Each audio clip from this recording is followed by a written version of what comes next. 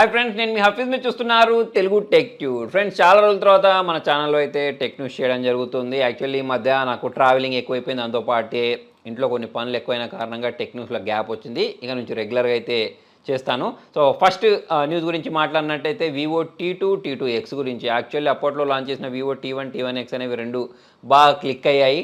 జనరల్గా వివో గురించి మాట్లాడితే ప్రైస్ ఎక్కువ ఉంటుంది, కాకపోతే ఈసారి వీళ్ళు బడ్జెట్లో తీసుకొచ్చారన్న టీవీ సిరీస్ తోటి. ఇప్పుడు T2 తోటి పేర్లతో మొబైల్ తీసుకొని రాబోతున్నారు. స్నాప్డ్రాగన్ 695 ప్రాసెసర్ ఒక దాంట్లో, మీడియాటెక్ డెమెన్సిటీ 700 ప్రాసెసర్ తోటి ఫుల్ HD+ డిస్ప్లేలతో అయితే వీళ్ళు ఈ మొబైల్ తీసుకొని రాబోతున్నారు.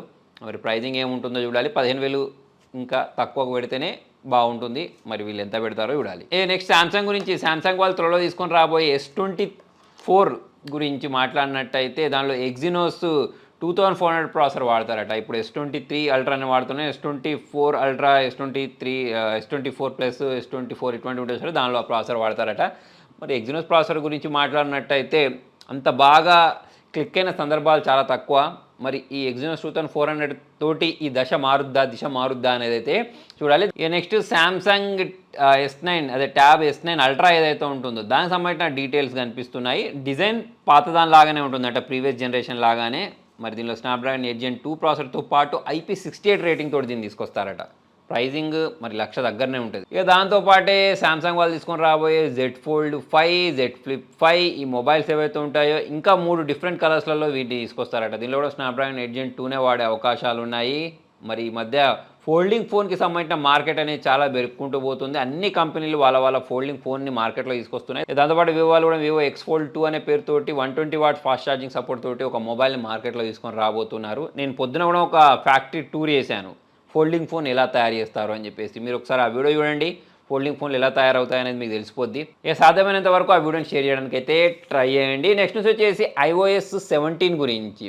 సో ఇప్పుడు మనకు యాపిల్కి సంబంధించిన కొన్ని మొబైల్స్ ఉంటాయి చూసారా, iPhone 8, 8 iPhone 10. సో ఇక్కడ వరకు మనకు అంటే లాస్ట్ అప్డేట్ వరకు ఇచ్చారు, iPhone 16 వరకు, iOS 16 వరకు ఇచ్చారు కదా. అయితే ఇక్కడ నుంచి ఈ 8 10 మొబైల్స్ ఏవైతే ఉంటాయో దానికి ఈ iOS 17 అప్డేట్ రాదు అని చెప్పేసి అయితే తెలుస్తుంది. అంటే నాచ్ తోటి వచ్చే మొబైల్స్లలో రాని మొట్టమొదటి మొబైల్ అంటే ఈ అప్డేట్ రాని మొబైల్ ఏమవ్వబోతుంది అంటే iPhone 10 అవ్వబోతుంది అన్నట్టు.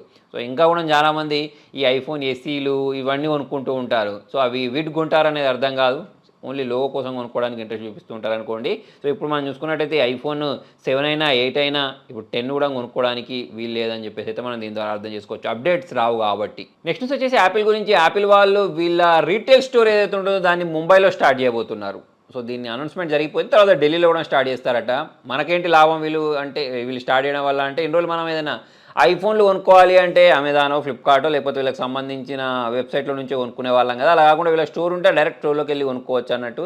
ఒకటి ఆఫ్లైన్లో దొరుకుద్ది, దాంతోపాటే తక్కువకు దొరికే అవకాశాలు కూడా ఉన్నాయని చెప్పేసి తెలుస్తుంది. మరి తక్కువకు దొరికే సంగతి అనేది వేరే మనం పక్క పెట్టినట్టయితే చాలామంది ఫాస్ట్గా మొబైల్ కొనుక్కోవాలనుకుంటూ ఉంటారు చూసారా. అంటే ఆన్లైన్లో ఆర్డర్ చేసి అది వచ్చేదాకా వెయిట్ చేసి ఓపిక ఉండదు. సో వెంటనే స్టోర్లోకి వెళ్ళి కొనుక్కుంటారు అన్నట్టు. సో మరి ముంబైలో స్టార్ట్ అయిన తర్వాత ఢిల్లీలో స్టార్ట్ అయిన తర్వాత ఇక మేజర్ సిటీస్లోకి అయితే ఇవి ఎంట్రీ ఇచ్చేస్తాయి. నెక్స్ట్ గూగుల్ నౌ లాంచర్ గురించి. సో అప్పుడెప్పుడో 10 సంవత్సరాల క్రితం లాంచ్ చేశారు కదా. సో దాన్ని సర్వీస్ని షెడ్ డౌన్ చేయబోతున్నట్టయితే తెలుస్తుంది. దాంతోపాటు నెక్స్ట్ న్యూస్ గూగుల్ డ్రైవ్కి రిలేటెడ్.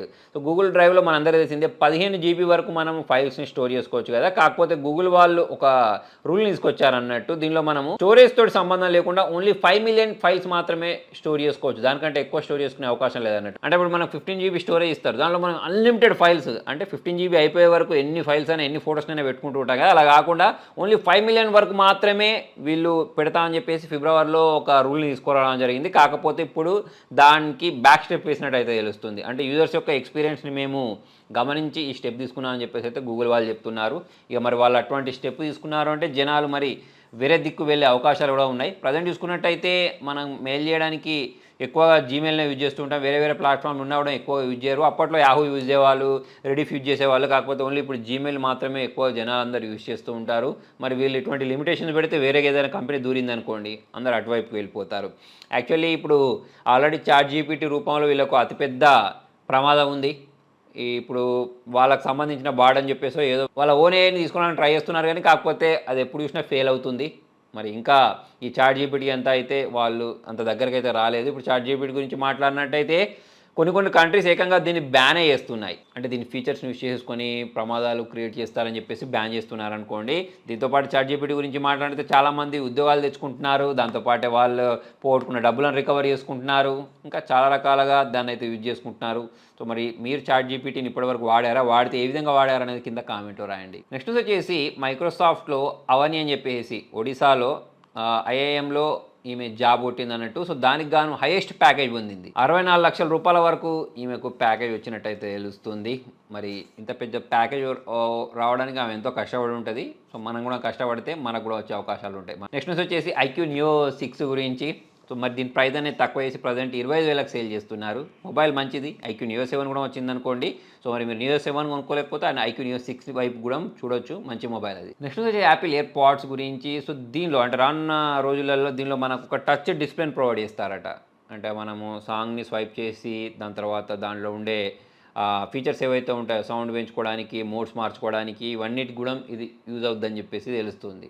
నెక్స్ట్ నెట్‌ఫ్లిక్స్ గురించి. నెట్‌ఫ్లిక్స్‌లో ఒక కొత్త రూల్‌ని తీసుకొని వస్తున్నారు. అదేంటి అంటే ఇప్పటివరకు మనం పాస్వర్డ్‌ని షేర్ చేయొద్దు అని చెప్పేసి ఒక రూల్ ఉండేది చూసారా? సో అలా షేర్ చేస్తే జైలుకి పంపిస్తారట. సో అటువంటి ఒక రూల్‌ని తీసుకొని రాబోతున్నట్టయితే తెలుస్తుంది. ఓన్లీ మీ ఫ్రెండ్స్ అనే కాదు, మీ ఫ్యామిలీ మెంబర్స్ కూడా మీ పాస్వర్డ్ షేర్ చేయొద్దు అని చెప్పేసి ఈ రూల్‌ని అయితే తీసుకొని రాబోతున్నారు. సో మరి నెట్‌ఫ్లిక్స్ వాళ్ళు ఇలాంటి రూల్ తీసుకొస్తే ఎంతమంది వాడతారని చెప్పేసి మీరు అనుకుంటున్నారో కింద కామెంట్‌లో నచ్చినట్టయితే లైక్ చేయండి, షేర్ చేయండి. Thank you.